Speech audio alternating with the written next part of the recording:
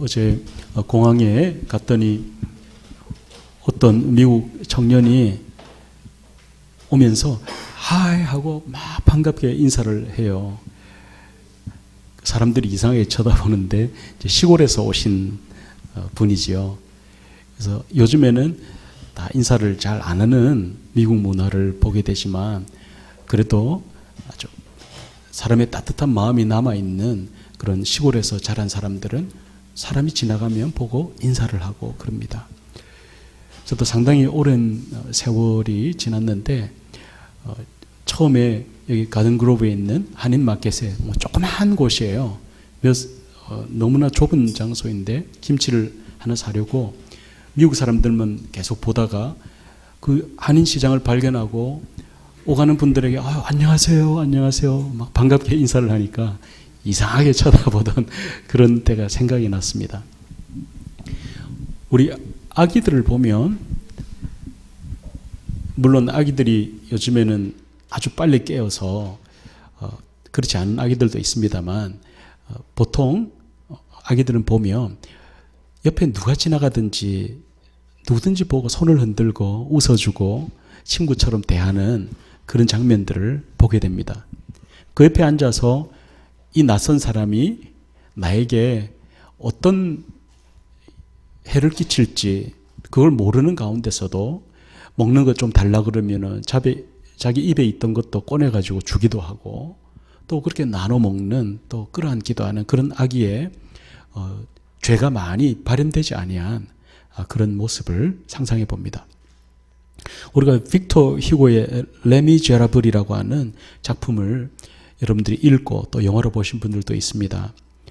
그래서 19년 동안 장벌장이라고 하는 주인공이 감옥에서 형기를 마치고 나오죠. 그 엑스컨빅트입니다. 엑스컨이죠. 전과자입니다. 그 나왔는데 그 성직자가 반갑게 할 뿐만이 아니라 자기 어린 아이를 가서 끌어안아 주라고 하니 이 아이는 늘 습관처럼 누구든지 가서 이렇게 깊이 허깅해 주고 예수님의 사랑으로 끌어안아 줍니다. 그것이 19년 감옥을 마치고 나온 전과자의 마음을 뒤흔들었습니다. 나를 차별하지 않고 한 인간으로 끌어안아 주는 그 사랑이 한 인생을 바꿔놓는 그런 장면을 생각해 봅니다. 예수님은 죄가 없으시기 때문에 우리를 보실 때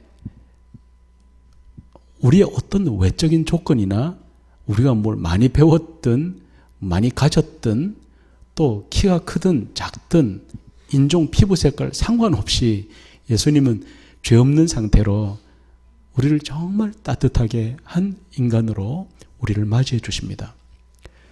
그 죄가 없으신 주님은 지금도 성령을 통하여 여러분들을 똑같은 마음으로 바라보시는 것을 믿으시기를 주의 이름으로 축원합니다.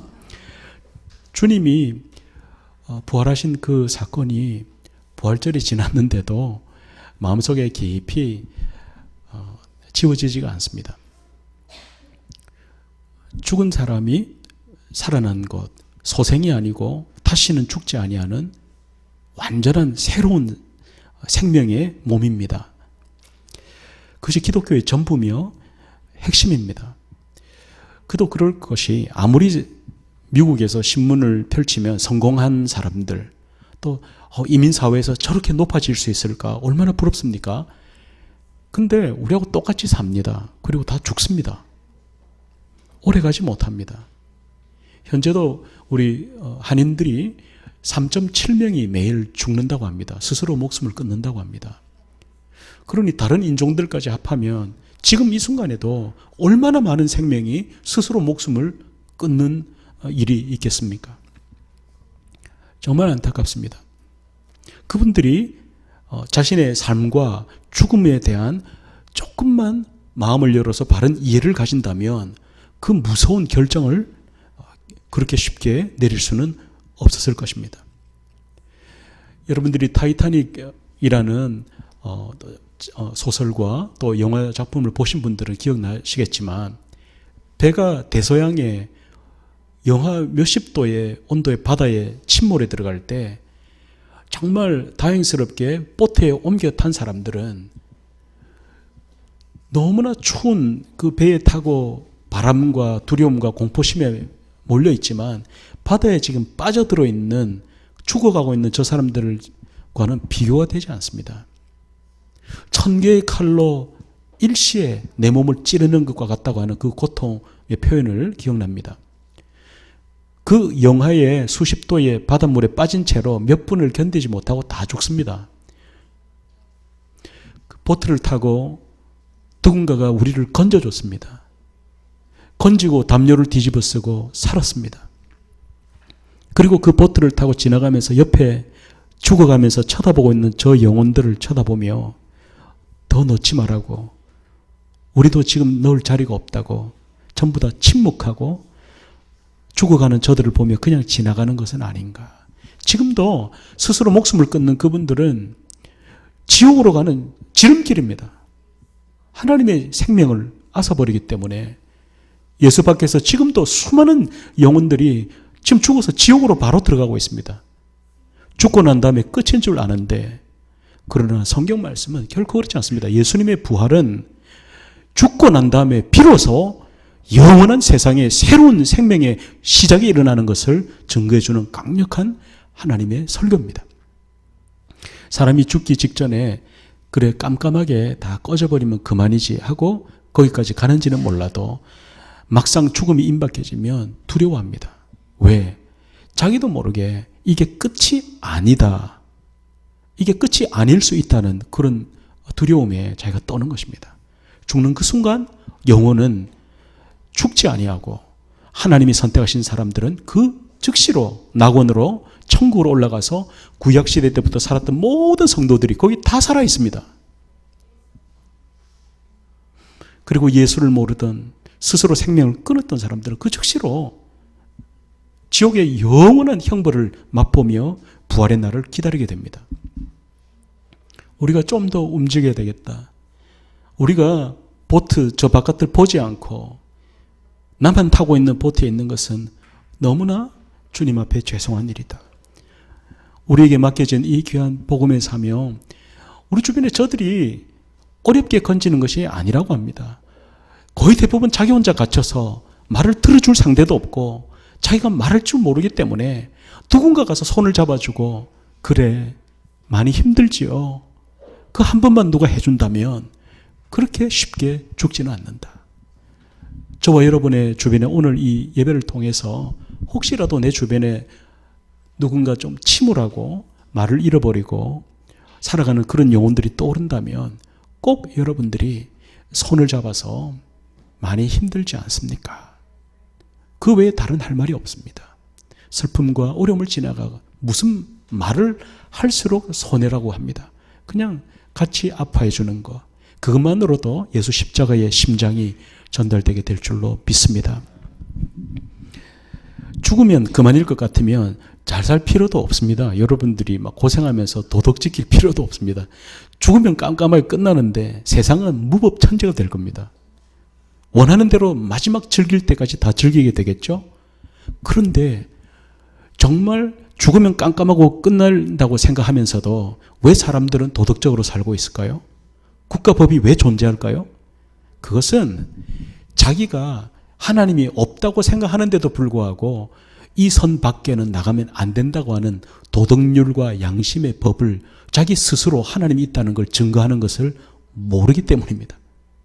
암만 악한 사람이라도 자기 태어난 자기하고 똑같이 생긴 아기를 쳐다볼 때에 양심을 생각합니다. 그것이 하나님이 계신 것을 스스로 증거하고 있는 것을 보여주는 것입니다. 예수님께서 죽으셔야 했던 그 죽음은 필연이었고, 그 죽음은 오늘도 저와 여러분에게 값을 치러내신, 그리고 우리를 이 죽음과 인생의 모든 허무에서 건져내시는 하나님의 놀라운 열쇠요 주님의 사랑인 줄로 믿습니다. 주님의 친동생 야고보가 예수님을 믿게 된 그 묵상을 참 오래 하게 됐습니다. 친동생이니까 알 거 아닙니까? 아니 형님인데 엄마가 동정녀 처녀일 때에 성령님의 은혜로 나았다고 말은 하지만 그걸 어떻게 믿어요? 자기가 형인데. 절대 안 믿었죠. 그런데 예수님이 처참하게 도살되어서 죽으시던 십자가 형태를 엄마가 보았고 그 많은 동네 사람들이 보았고 그리고 자기도 보았기 때문에 처참한 피투성이가 된 그 시신을 만져보았기 때문에 그가 다시 살아났을 때 그는 하나님의 아들을 분명히 믿게 된 것입니다. 지금도 저 천국에 예수님이 그때 부활하셨던 그 몸 그대로 보고 계십니다. 그 부활의 몸은 못자국에 나 있습니다. 여러분과 제가 부활하게 되면 사실은 예수님 몸에는 흠집이 나 있지 않습니까? 부활의 몸인데도 그분이 구멍난 손 그리고 등에도 채찍질 39대 맞았기 때문에 케토나인 채찍이기 때문에 거의 shredded 다 뜯어지지 않았을까 생각을 합니다.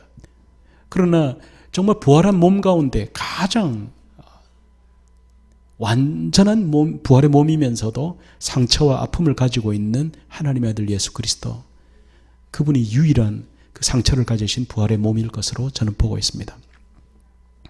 그 예수님이 왜 사흘 만에 부활하셨을까? 그것도 주님의 예언에 성취되어 있는 부분입니다.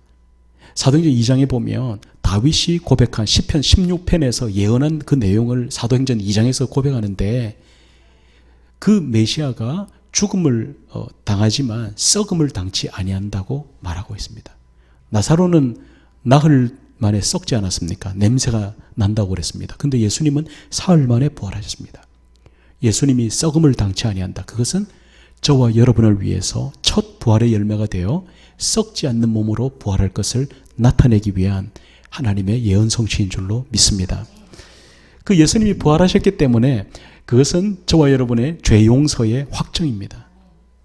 우리가 그렇게 흉한 죄를 짓고 내 마음대로 살았는데 용서를 받았다는 것이죠.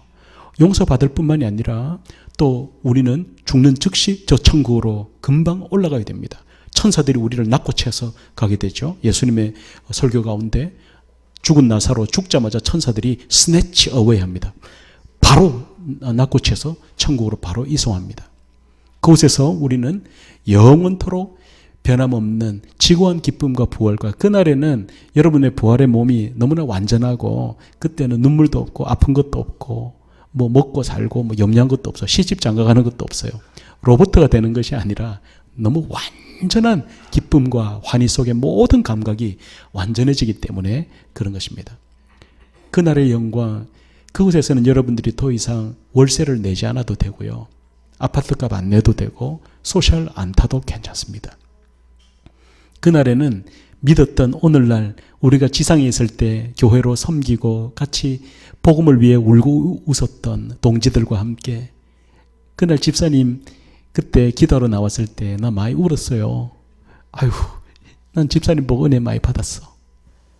정말 살기 싫어서 힘들어서 그때 보둥거릴 때, 그때 우리 목장에 나와서 같이 손잡고 기도할 때, 집사님 직장 없을 때 기도했을 때 하나님 직장 주신 거 그거 기억나요? 끊임없는 이야기들이 날마다 새롭다 그랬어요. 그 기쁨이 지루한 것이 없습니다. 여러분, 그 예수님의 부활하신 몸이 하고 있는 일이 얼마나 많은지 모릅니다. 성령을 보내겠다고 한 약속대로 그대로 오셨고 성령께서 교회들을 일으키신 거예요. 교회를 보세요. 교회가 일어날 수 없는 조건이었어요. 근데 성령님이 한 사람 한 사람을 감동시키시고 저와 여러분을 교회로 2000년이 지난 이후에 미국 땅 이곳에서도 하나님의 교회를 이루시고 그의 부활하신 이야기를 증거하고 있는 줄로 믿습니다. 이게 성령님이 하시는 일이에요. 여러분의 선택으로 온 것 같지만 성령님이 만세전에 여러분들을 선택하시고 교회와 하나님의 영광 위에 살 수 있도록 주님이 보내주셨는 줄로 믿습니다. 오늘 본문 말씀은 너무나 중요한 말씀이죠. 로마서 8장 28절은 여러분들이 암송하시는 대로 하나님을 사랑하는 자 곧 그 뜻대로 부르심을 입은 자들에게는 모든 것이 합력하여 선을 이룬다. 내 자유의지로 이것을 선택해서 그 컨시퀀스가 너무 안 좋았지만 예수를 사랑하는 자들에게 그것을 뒤바꾸어서 결정적인 여러분을 통한 하나님의 영광의 일들로 바꾸시는 하나님의 은혜를 말하는 줄로 믿습니다. 여기 보면 중대한 신학적인 교리가 여기 다 담겨 있어요. 종교개혁자들이, 리포머들이 항상 주장했던 내용들이 여기 다 나와 있습니다. 그것은 예정 구원에 관한 신학적인 교리입니다. 미리 정하신 그들을 또한 부르시고 predestined 했다 이 말입니다. 만세전에 이미 여러분 태어나시기 전에 이미 하나님이 predestined 결정했어요. 그리고 부르시고 불러냈고 그리고 또한 여러분을 의롭다 하시고 또 여러분을 영화롭게 한다. 이것이 여러분 생애가 이 속에 다 들어가 있습니다. 하나씩 설명해 드리겠는데, 자, 먼저는 여러분들이 구원받은 거, 죄 없다고 하는 거. 근데 여러분 알잖아요. 내가 분명히 죄 없는 의인이 되었다라고 말은 하는데, 솔직히 알잖아요. 내 속에 내가 뭐가 있는지 아니까. 날마다 죄 짓고 살잖아요. 근데 나보고 의롭다 그러고 구원받았다 그러니까 이게 이해가 안 되죠. 그러나 오늘 본문 말씀을 통해서 이 모든 것이 해결이 되는 거예요. 먼저는 법적인 거예요. imputation of righteousness예요. imputing 한다, 그걸 전가한다. 그러니까 여러분이 실제로는 의롭지 않은데 예수님의 의롭다 하는 것을 덮어주는 거예요. 여러분들이 법정에 가서 다 걸리는 거예요. 너의 도덕적인 죄, 마음속의 생각의 죄, 은밀할 때 지었던 모든 죄, 오늘도 짓고 있는 죄, 이런 것들을 다 들춰내는데 이거는 사형 가지고 안 돼요. 영원한 죽음의 형벌이에요. 그런데 예수님이 아까 죄 없는 그 모습인데도 바로 여러분을 보실 때 너무나 안타깝게 생각하시고 그가 죽으심으로 여러분들을 의롭다라고 전가, impute, ascribe to 해줬다. 여러분에게 덮어준 거예요. 그러니까 법정에 여러분들이 오늘도 갔는데 사형감이고 종신형을 받고 사형을 집행을 결정을 해야 되는 그 자리에 있을 줄 알고 오늘 구금되고 감옥에 들어갈 줄 알고 갔어요. 감옥에 갔는데 분명히 전부 알아요. 여러분과 제가 죄인이라는 거 분명히 알아요. 그런데 뭐서 판사가 주는 판결 종이 한 장을 갖다 주는데 집에 가도 된다고 그러는 거예요. 그러니까 여러분들이 늘 조금 의아해하면서 그냥 가도 되나 이렇게? 예, free to go. You are not guilty. 서류가 잘못되었나? 내가 어떻게 이 모습으로 감옥에 안 가고 집에 가라 그럴까? 가서 이렇게 보여주니까 전부 쳐다보더니 오케이, free to go. 가세요. You are not guilty. 벌금 낼 필요도 없어요. 다 깨끗해요. 그게 법적인 용어예요. 여러분들이 구원받는 것은 예수님이 행하신 그 일 때문에 여러분들이 구원받고 죄가 없는 legally, 이거는 legal term이에요. 법적인 칭의라고 말해요. 여러분들이 죄가 없다고 말하는 것은 예수님의 의 때문에 의롭게 되고 구원받았는 줄로 믿습니다. 그러니까 법적으로 오늘 죽어도 천국 가는 거예요. 그런데 여러분 스테러스를 보면, 상태를 보면 어때요? 상태는 죄투성이잖아요.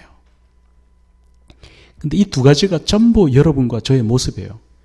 이 중에 나는 죄 없는 것만 할래? 아니에요. 죄 없이 다 덮어가지고 용서받아가지고 천국 가는 거는 그것도 내 거예요. 예수님이 주신 거니까. 근데 한편으로 법적으로는 칭의를 받아서 imputed righteousness of Jesus, 예수님의 전가된 의를 덮어쓰고 있기 때문에 I'm free to go. I'm innocent예요. 근데도 at the same time I'm sinful. 나는 정말 죄 많은 투성이잖아요. 그리고 그것은 스테러스예요. 상태예요. 내 삶의 상태는 죄투성이에요. 그러나 법적인 신분으로는 깨끗해요. 이것을 바로 우리가 오늘 본문 말씀에 영화롭게 하신다는 말씀인데, 영화를 향해 나가는 성화의 모습을 신학적으로는 표현하고 있어요. 이 두 가지가 여러분과 저의 가지고 있는 피할 수 없는 우리들의 모습이에요. 이것을 부인하면 안 돼요. 여러분들이 바로 알고 계시면 돼요. 그런데 여러분들이 예수님 믿고 또 구원받고 성령 충만함도 있고 사인도 있고 막 그런데도 여전히 내 상태는 보면은 막 죄투성이고 그렇잖아요. 이 두 개가 여러분의 진실한 여러분의 본래 모습이고, 이 두 개가 분리되지 않아요. 항상 따라다녀요. 따라다니는데 이 분리되지 않는데도 불구하고 구별이 돼요. 지금 내가 이 죄지은 이 상태는 이건 내 상태구나. 그러나 여전히 나는 법적으로 예수님이 덮어주신 그 의 때문에 깨끗하구나. 여러분들이 그것을 올바로 바른 성경 말씀대로 이 교리를 꼭 붙드시기를 주의 이름으로 축원합니다. 둘 다 이해하는 것은 너무나 중요해요. 예수님이 하신 일을 정확하게 여러분들이 받아들이셔야 돼요. 그런데 이 법적 상태는 여러분들이 그냥 아무것도 안 하는데 그냥 덮어 썼느냐, 아니면 내가 믿어가지고 썼느냐, 이런 신학적인 교리 논쟁이 있어요. 이걸 여러분들이 너무 고민할 필요가 없어요. 쉽게 말씀을 드리면 여기 컵이 있어요. 사막에서 막 죽게 생겼는데 누군가 컵에 물을 담아가지고 저에게 줬어요. 이 물을 마시면 살아요. 완전히 그 디하이드레이션 되는 마지막 찰나에 이제는 이 한 방울 마시면 살고 안 마시면 죽어요. 그 순간에 누가 나에게 컵에 물을 담아서 줬어요. 그럼 이걸 마셨어요. 마시고 살아났어요. 그러고 난 다음에 제가 이 컵을 가지고 와서 집에다가 딱 액자를 해가지고 넣어가지고 이 컵이 나를 구원하셨다고, 이 컵을 숭상하고 그런 다음에 그게 말이 되겠어요? 아니죠. 컵은 컵일 뿐이에요. 방편이에요. 방편. 채널이에요.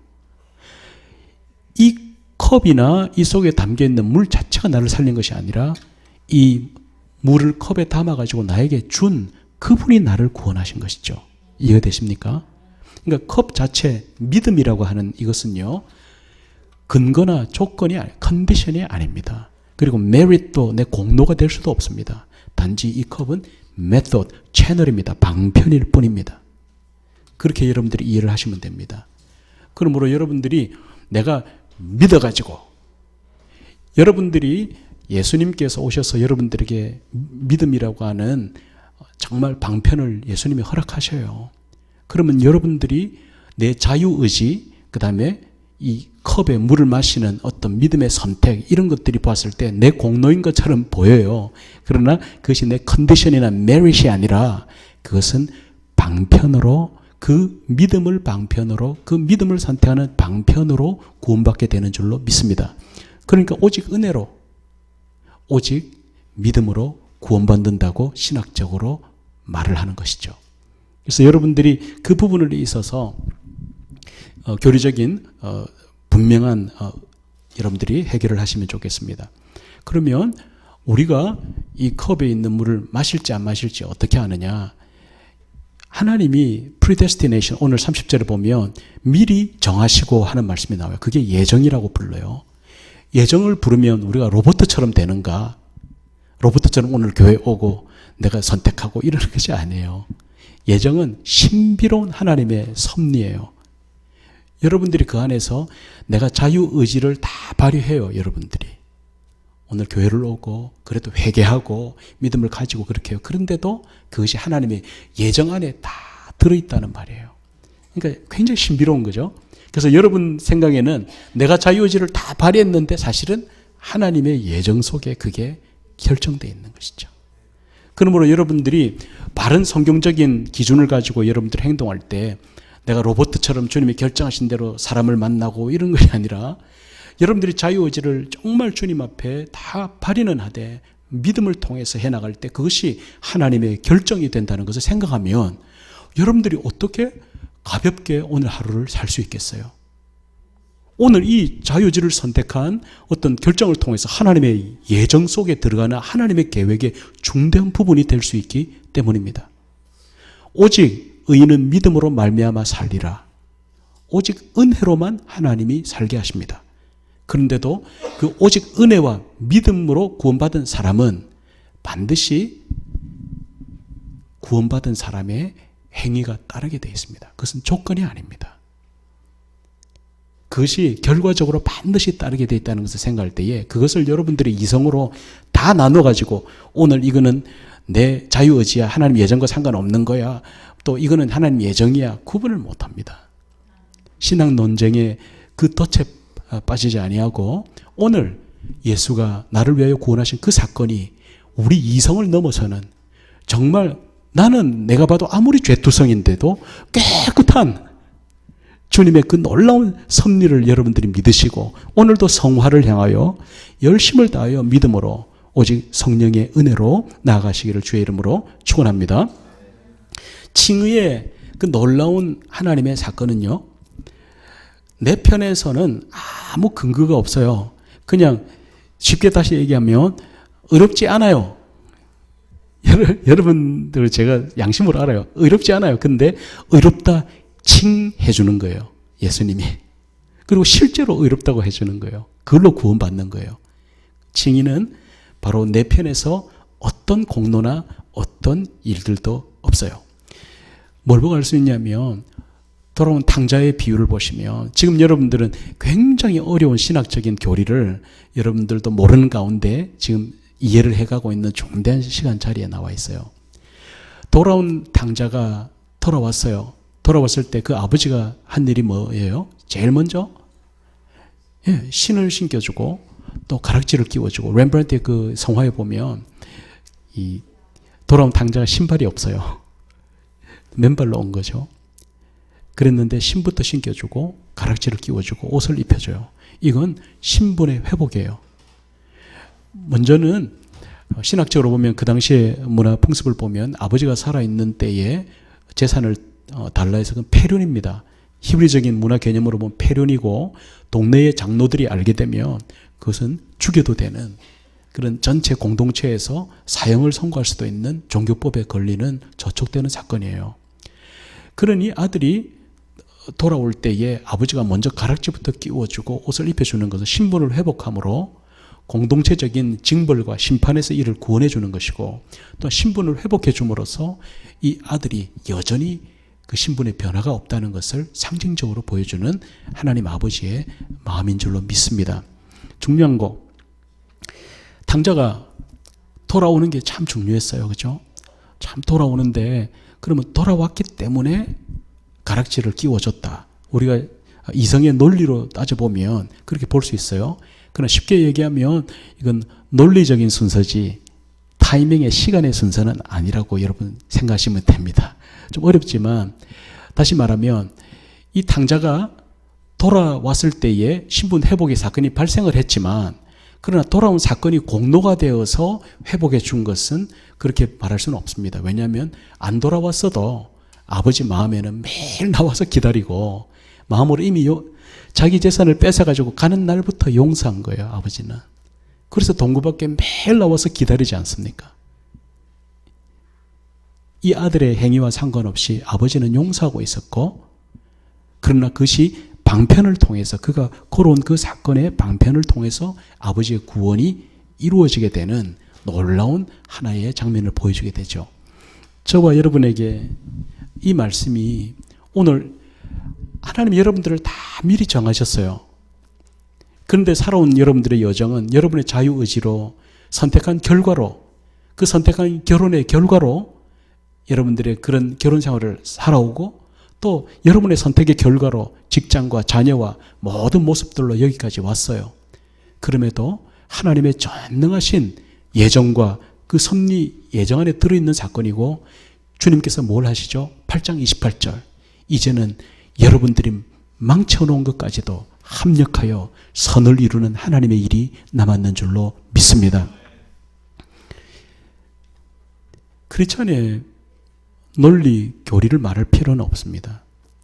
현실만 말해도 예수는 부활하신 분이고 지금도 성령을 통하여 우리와 함께 그가 살아계심을 증거하시는 이런 것을 알 수 있습니다. 먼저는 여러분들 오늘 예배 마치고 돌아갔을 때 한 주간 동안 계속 은혜스러울까요? 법적으로는 한 주간 은혜스러울 겁니다. 아무 문제가 없습니다. 그러나 상태로 봐서는 계속 은혜스럽지는 않을 수도 많습니다. 어떤 상태로 들어가죠? 갑자기 은혜 받을 때는 막 아멘하고 믿음이 좋았는데 갑자기 한순간 조금만 생각을 바꾸면 막 불안한 겁니다. 어떻게 살지? 어떻게 하지? 그게 뭐죠? 내 상태입니다. 상태. 그 영적인 눈으로 봤을 때는 충만하고 지금까지 살아온 게 어떻게 살아왔는데, 지금 하나님의 은혜로 나를 여기까지 데려오셨는데 지금부터 내가 정말 처참하게 못된다 할지라도 그 은혜가 내게 족하다. 그런 눈물 짓는 은혜가 있습니다. 그럼에도 불구하고 현실 속에 딱 들어가면 당장에 우리 자식 문제가 나오고 당장에 해결해야 될 문제가 앞에 나오면 갑자기 그냥 소용돌이치는, 나는 왜 이렇게 살까? 원망과 불안이 막 생기지 않습니까? 다시 한번, 두 개가 다 내 모습입니다. 그 두 개를 부정하면 안 됩니다. 그러나 두 개의 깊은 골 사이에 여러분들이 끼어 있다는 것을 아시고, 갑자기 내가 육으로 바라보고 갑자기 내가 마치 내가 다 해온 것처럼 생각하고 바라보게 되면 정말 하나님의 뜻과는 상관이 없는 정말 내 상태 속에서 그 끝없는 어려움을 지나가는 것입니다. 그러므로 그 자리에서 어떻게 해야 됩니까? 저는 기도하다가 그 상상인 것 같아요. 그 상상을 지울 길이 없어요. 기도하는데 정말 못 살고 힘든 캠프에 들어갔어요. 들어갔는데 사람들에게 도와주는 것도 한계가 있잖아요. 오늘 갖다 주면 또 그다음 또 갖다 줘야 되고 그렇게 해야 되는데, 그러나 그 끝없는 싸움의 다툼 가운데 생명이 살고 죽는 그런 현장 속에 사람들이 다 투입이 돼요. 그 가운데 도움을 받지 못한 가족들이 있어요. 있는데 어린 아기인데 배는 많이 튀어나와 있고 그게 굶어서 그런 거죠. 자기가 죽어가는 것을 직감하고 눈에 눈물이 고여 있고, 그 아이는 뭐 한국말 영어도 못하니까 외국 애니까 그 캠프에서 마지막 살아남고 싶은데 지나가는데 뭐를 붙잡고 있는 거예요. 이게 뭐지 싶어서 쳐다보니까 아기가 옷자락을 딱 붙잡고 눈은 다른 곳을 쳐다보고 있는 거예요. 차마 눈을 마주치고 나를 도와달라고 말할 줄도 모르고, 그럴 용기도 나지 않으니까 그냥 지나가는 사람 옷자락을 붙잡고 먼 데를 쳐다보고, 그 갸녀린 손가락에 피키가 빠져버린 하얀 그 손가락이 꼭 붙들고 있는 그것이 자기 생명선이니까 그 영혼은 나를 살려줄 수 있나요?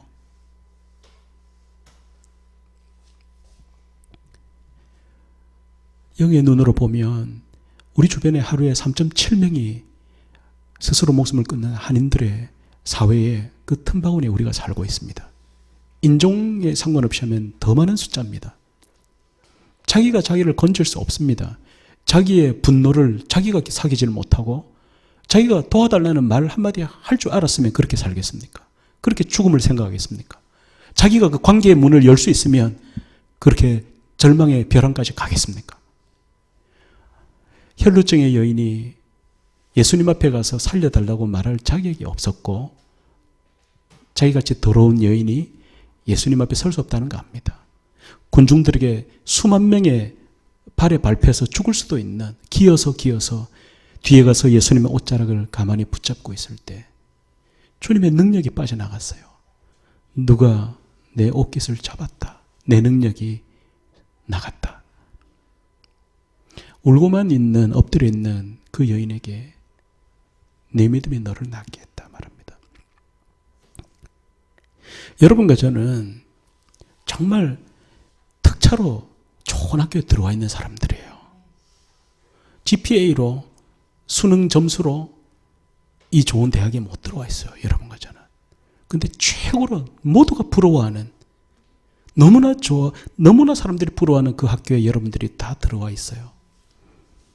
들어와 있는데 특차인데 어느 날 갑자기, 그래 내가 이 유명한 학교에 내가 학생이지, 실력으로 내가 들어온 것처럼 자기 평가를 내리게 될 때, 오늘 갈라디아서 6장에 나오는 말씀, EM 예배 때 은혜를 받았는데, when somebody thinks he's somebody when he's not, he deceives himself. 내가 아무것도 아니면서 내가 뭔가 누군가 somebody인 것처럼 생각할 때 스스로 속이는 거라 그랬어요. 여러분과 제가 미국 땅에 와서 이 모습, 이 자리에 서 있는 것은 어차피 실력으로 있는 거 아니에요. 하나님이 그냥 특차로 이 믿음 주시고, 이 사랑 주시고, 이 소명 주셔서 이렇게 존귀함을 받고 이런 자리까지 온 거예요. 어느 날 갑자기 내 실력인 줄 알고, 갑자기 내 실력으로 시험 보려고 그러고, 갑자기 내 실력으로 나를 자랑하려 할 때, 바로 그날부터 너무나 불행하고 어려운 거예요.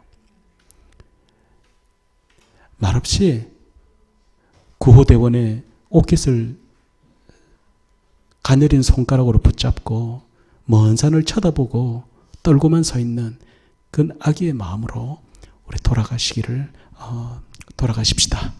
기도하겠습니다.